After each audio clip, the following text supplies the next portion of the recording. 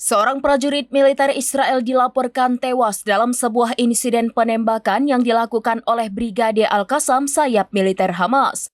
Kabar ini disampaikan langsung oleh pihak Al-Qassam pada Rabu 28 Mei 2025, mengklaim bahwa seorang penembak jitu mereka berhasil melumpuhkan tentara tersebut. Peristiwa ini terjadi pada Selasa 27 Mei di Jalan Baghdad, tepatnya di sebelah timur lingkungan Syujaya yang berada di timur kota Gaza, wilayah utara jalur Gaza. Berdasarkan rekaman yang dibagikan oleh Al-Qassam, para pejuang mereka mulanya memantau situasi di sekitar lokasi kejadian. Setelah mengamati, seorang anggota pasukan pertahanan Israel terdeteksi berada di sebuah jendela di bangunan yang rusak. Download Tribun X sekarang, menghadirkan lokal menjadi Indonesia.